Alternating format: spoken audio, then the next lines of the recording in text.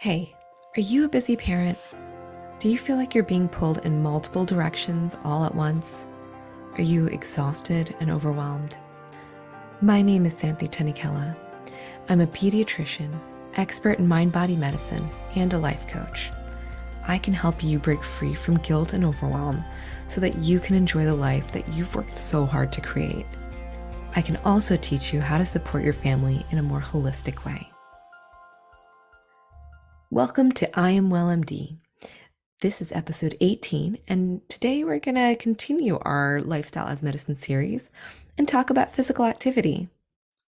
It's important for people of all ages to engage in something that gets their body moving. Physical activity has tons of benefits. It's not just important for the health of your body, it also promotes mental health and social connection. I know most of you already know about how activity can get our bodies healthier. Exercise can help us to manage our weight. It can help us strengthen our muscles and our bones. It can decrease our risk of cardiovascular disease. That means it can reduce our risk of heart attack and stroke. Exercise can also reduce our risk of diabetes and metabolic syndrome. According to the CDC, physical activity may help reduce the risk of serious outcomes from infectious diseases, including COVID-19, the flu, and pneumonia. And if you didn't know already, physical activity can actually help to lower our risk of developing certain types of cancer. For older adults, it can help reduce their risk of falls as well as their risk of injury from a fall. And these are just some of the benefits that exercise has on the body. But did you know that exercise is also neuroprotective? That means it can protect our brain. Regular physical activity can actually help slow the progression of dementia. Exercise also has a number of benefits on mood.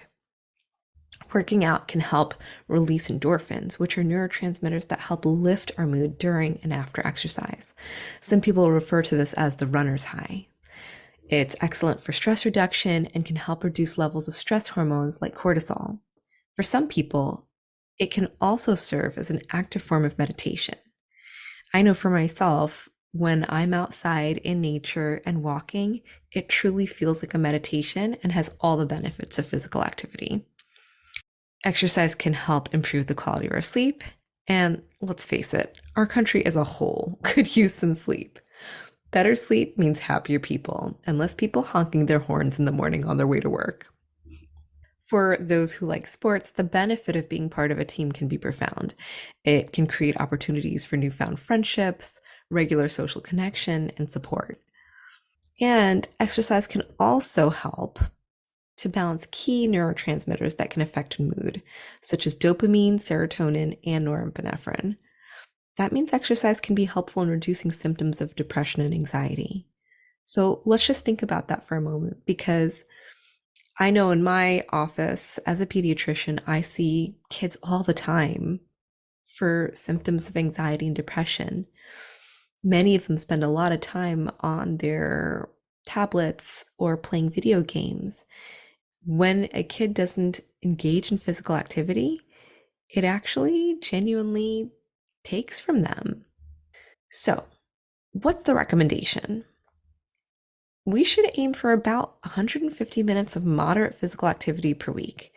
That's about 30 minutes per day, 5 days per week. And that could be anything that gets your heart rate up and helps you to break a sweat. Listen, I will be amongst the first to say that sometimes life gets busy and it can be hard to set aside dedicated time for physical activity. My first recommendation is to actually schedule self-care time and to put physical activity into your calendar. When you build it in with intention, you're more likely to do it. If you're one of those people whose schedule is really overstuffed, maybe just try to integrate it into your day in small ways. Aim for the low-hanging fruit. Is there anything you like doing that helps you to get your body up and moving? Remember, exercise can look different for everyone.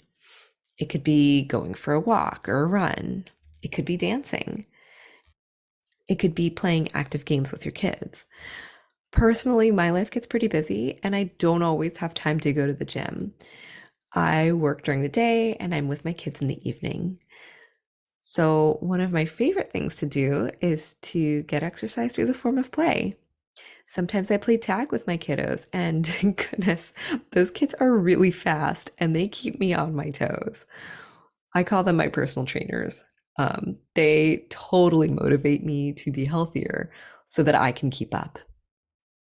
So, what about you? How can we integrate this into your busy schedule? If you have kids, is it possible that you might have some dead time sitting in the car while you're waiting for them to finish up sports practice? If so, that actually might be a great opportunity to go out for a walk. You can even try to get a treadmill with a desk, which is great, especially for people who work from home. So try taking inventory of the time you have and see if you can't use some of that time to serve you in a healthier way. Until next time, be well. Hey, if you've liked what you heard, give us a 5-star rating and share this podcast with a friend. If you want to learn more information about Dr. Tanikella and what she does, visit her at iamwellmd.com and subscribe to her mailing list. If you leave us a comment, you may just get a shout out in her next podcast episode. If you'd like coaching or support, she has programs for you and the whole family.